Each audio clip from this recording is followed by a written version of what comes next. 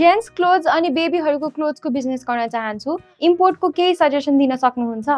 चाइनाबाट कपडाहरू इम्पोर्ट गर्दा अलिक विचार पुर्याउनु पर्ने हुन्छ, किनभने हामीले अलिबाबा, ग्लोबल सोर्सेस वा मेड इन चाइना जस्तो एप्समा सामानहरू राम्रो देखाउनको लागि फोटोहरूलाई पर्फेक्ट बनाएको हुन्छ, जुन रियलमा सेम नहुन पनि सक्छ। कलर, फ्याब्रिकहरू चेन्ज हुन सक्छ, साइजको कुराहरू आउँछ। सो यदि चाइनाबाट राम्ररी इन्भेस्ट गरेर कपडाहरू इम्पोर्ट गर्ने सोच्नु भएको छ भने हामी के सजेस्ट गर्छौँ भन्दा सुरुमा केही सामानहरू स्याम्पल मगाउनुहोस्। त्यो सामानहरूको फ्याब्रिकहरू हेर्नुहोस्, कलरहरू हेर्नुहोस्, एक दुई चोटि धोएर हेर्नुहोस् कलर जान्छ कि नै, अनि मजाले फाइनल गरेपछि मात्रै गर्दा बेस्ट हुन्छ। धेरैजनाले फेस गर्नुभएको कमन समस्या भनेको मगाएको सामानको क्वालिटी फरक आउने हो। सो सुरुमा आफूले सामानको स्याम्पल मगाएर हेरेर मात्रै इम्पोर्ट गर्दा बेटर हुन्छ। र तपाईले सामान खोज्दा भेरिफाइड सेलरबाट मात्रै खोज्नुहोस्। र यदि इम्पोर्टमा नयाँ हुनुहुन्छ भने तपाईले युट्युबमा गई रोधी इम्पोर्ट मास्टरीको भिडियोज हेर्न सक्नुहुन्छ।